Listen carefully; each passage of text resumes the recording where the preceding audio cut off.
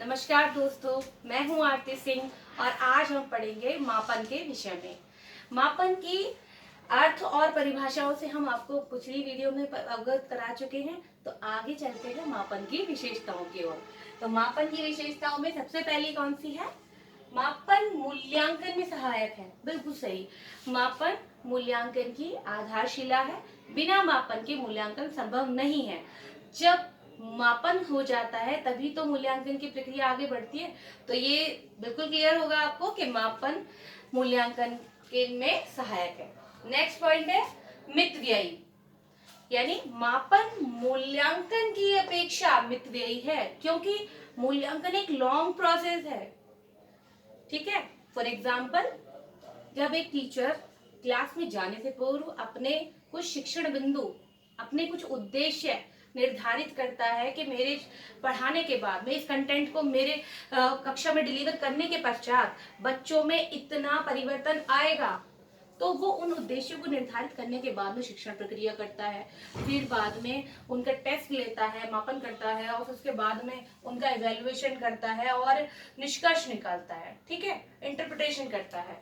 तो ये क्या हुआ, एक बहुत ही लंबा प्रोसेस हो गया। जबकि मापन क्या था?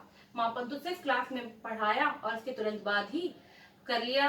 और मापन सिर्फ जब भी स्टार्ट होता है और तभी खत्म हो जाता है, जब टीचिंग के बाद में स्टार्ट किया और टीचिंग के बाद ही खत्म हो गया। ठीक है।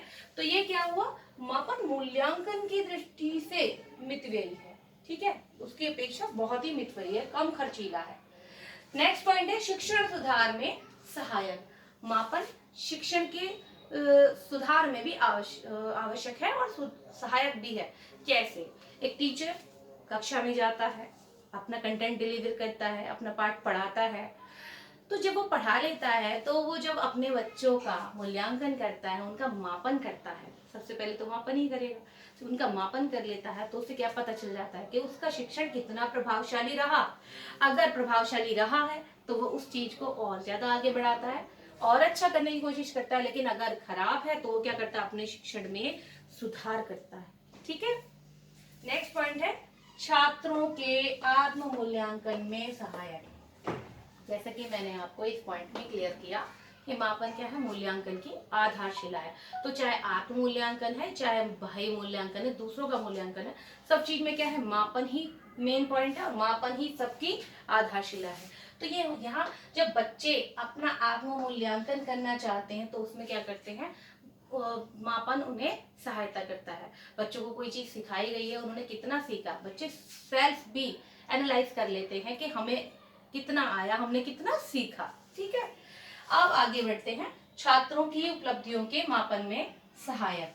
बिल्कुल, मापन जो भी बच्चों को सिखाया जा रहा है उसके मूल्यांकन में सहायक होता है, क्योंकि मापन के द्वारा ही तो पता चलता है कि बच्चों ने कितना सीखा, कैसा सीखा, किस प्रकार से उन्हें सिखाया गया था और कितना उनके व्यवहार में परिवर्तन आया है। यानी कि जो टीचिंग ऑब्जेक्टिव्स एक टीचर के द्वारा निर्धारित करे गए थे, क्या वो उन पर खरा उतरा है, क्या बच्चों ने इतना सीखा है। तो ये बच्चों के मूल्यांकन में भी सहायक है। तो चलते हैं अपने 6 पॉइंट की ओर।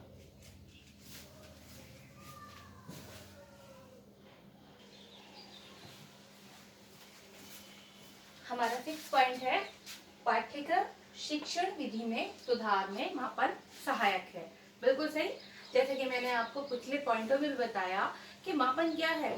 मापन जो भी शिक्षक ने बच्चों को कंटेंट डिलीवर किया है, जो भी चीज सिखाई है, उसके बारे में ये बताता है कि उन्होंने उसे कितना सीखा। तो जब एक टीचर को पता चल जाता है मापन के द्वारा कि उसके द्वारा सिखाया गया कितना बच्चों ने सीखा है, तो उसी के आधार पर वो ये डिसाइड कर लेता है कि उसका कि जो पाठ्यक्रम पढ़ाया जा रहा है क्या वो उचित है, क्या उसको पाठ्यक्रम को डिलीवर करने का जो मीडियम है क्या वो सही है, क्या पाठ्यक्रम को लचीला में जो लचीलापन है या नहीं है तो क्या वो सही है या नहीं है तो वो क्यों नहीं है। ठीक है।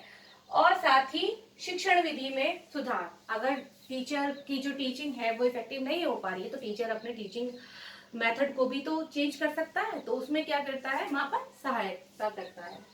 चलिए नेक्स्ट पॉइंट है उचित शैक्षिक निर्णय में सहायक। मापन सिर्फ बच्चों के लिए, छात्रों के लिए या सिर्फ शिक्षकों के लिए ही इम्पोर्टेंट नहीं है, बल्कि जो विद्यालय का मैनेजमेंट है, यानी कि विद्यालय प्रबंधन, उसके लिए भी बहुत ही सहायक है। क्योंकि विद्यालय प्रबंधन को संपूर्ण शैक्षिक अधिगम प्रक्रिया का ऑब्जर्वेशन तो करना ही करना होता है, उसे सुचारू रूप से चलाना भी पड़ता है। तो वो ये देखते हैं मापन के द्वारा कि जो शिक्षण अधिगम का प्रोसेस चल रहा है, क्या वो सुचारू रूप से चल रहा है। अगर चल रहा है तो वो उसे और ज्यादा मोटिवेट करते हैं, अगर नहीं चल रहा है तो वो उस संबंध में उचित निर्णय लेने में सक्षम होते हैं। तो उसमें क्या करता है, मापन उनकी हेल्प करता है। नेक्स्ट है, मापन वैज्ञानिक प्रगति का मुख्य आधार है। बिल्कुल सही। जो भी साइंटिफिक खोजें होती हैं वो निश्चित मान्य स्वीकृत नियमों और परिस्थितियों में ही मानी जाती हैं। फॉर एग्जाम्पल, अगर कोई इन्वेंशन किसी पर्टिकुलर परिस्थिति में हुई है तो उस परिस्थिति को का जब निर्माण होगा तभी हम उस नियम का प्रतिपादन कर सकते हैं, तभी वो नियम लागू होगा। ऐसा नहीं है कि परिस्थिति कुछ और आ जाए और हम उस नियम का वहां पर पालन करने लग जाएं।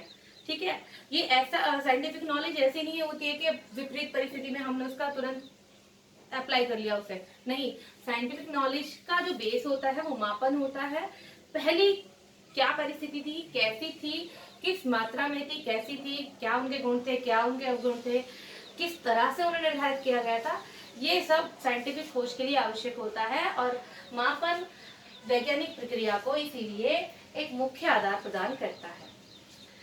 लास्ट है हमारा मापन का आंकिक स्वरूप। बिल्कुल सही। मापन, जैसा मैंने पिछली वीडियो में आपको बताया था कि मापन क्या करता है, संख्यात्मक रूप प्रदान करता है व्यक्तियों को, पदार्थों को, तत्वों को। तो इससे क्या होता है, तुलना करने में आसानी हो जाती है। और जब तक मापन नहीं है तब तक हम तुलना कर ही नहीं सकते हैं।